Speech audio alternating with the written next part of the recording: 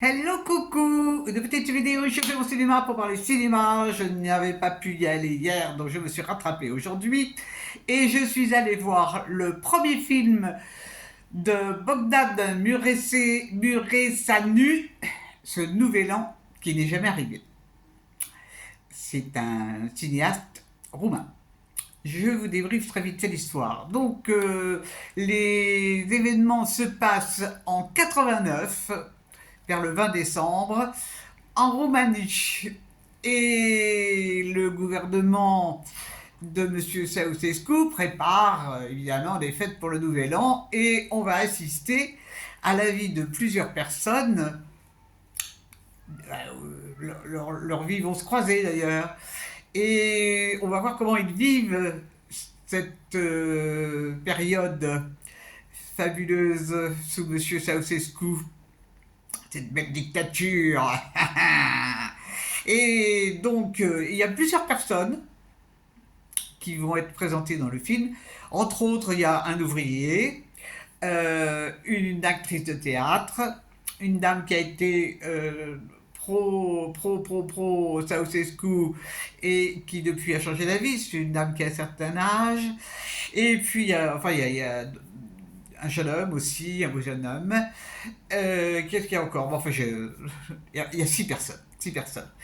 Et donc, on va voir en fait ceux qui sont pour et puis ceux qui sont contre le régime et comment ils vivent. Ils vivent ça pas très bien parce qu'il y a il y a des collabos puis il y a des dénonciateurs aussi.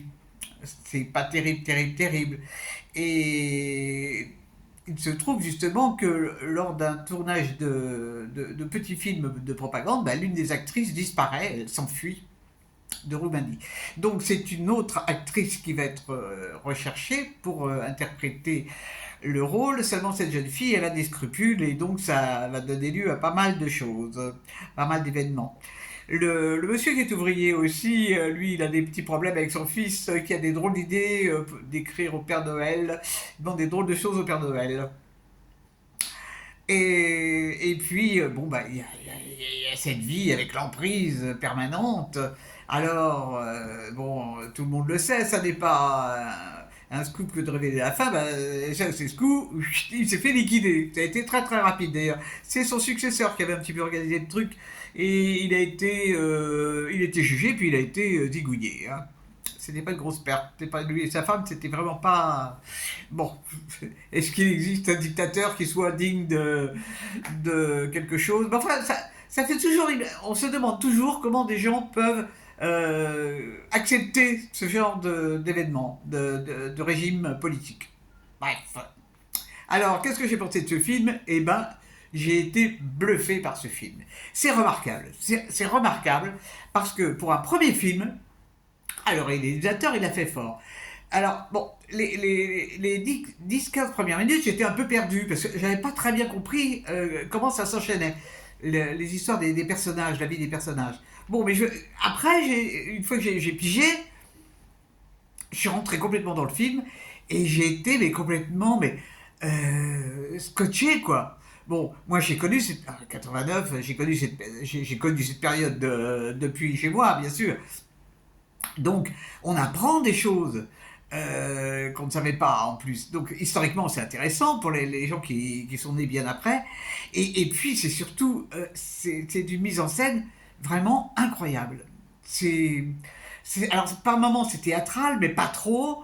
À d'autres moments, c'est hyper fluide.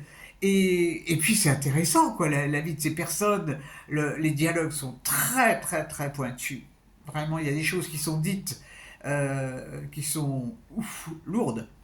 Donc je suis ravi de l'avoir vu. Je n'avais pas pu jusqu'à présent. Et je vous le recommande chaudement. Hein, si vous aimez les films un peu politiques et puis un peu... Mais on s'ennuie pas. Hein, c'est pas du tout prise de tête. Pas du tout, pas du tout. Les acteurs sont complètement inconnus pour ma part, mais je les ai trouvés tous excellents. Vraiment. Euh, la fin elle est belle. La fin elle est très belle. Et puis, je sais pas qu'est-ce qu'ils ont comme régime actuellement en Roumanie, il faudrait que je me renseigne un peu. J'espère que c'est un peu mieux que ça n'a été. Ça peut pas être pire de toute manière, ça peut pas être pire. Donc voilà, voilà, ça s'appelle Ce Nouvel An qui n'est jamais arrivé. À voir, vraiment à voir. Très très très chouette. Voilà, voilà. Eh ben, demain, je sais pas ce que je vais aller voir. Alors ce soir, c'est l'ouverture du Festival de Cannes. Je ne vais pas vous cacher que je ne vais pas regarder parce que l'ouverture, ça me casse les pieds. Ces défilés de nanas, de vedettes avec des robes décolletées, tout ça, ça me casse les pieds. Donc je regarderai pas. Ou de moi, je vais te dire 5 minutes, quoi. Bon, ce qui m'embête un peu, c'est que j'aime bien Mylène Farmer et je crois qu'elle participe. Alors, bon, je vais voir quand est-ce que va passer Mylène Farmer. Bah ouais, j'aime bien Mylène Farmer.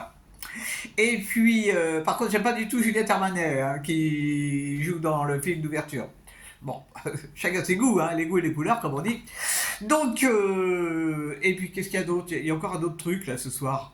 Ouais, il y a il y a un mec qui parle à la télé. C'est pareil, je regarderai pas parce que ça m'intéresse pas. Ça m'intéresse pas ce qu'il va dire. Bon, allez, gardons le sourire et gardons la pêche. Je vous dis salut, salut à la prochaine pour parler cinéma ou cinéma.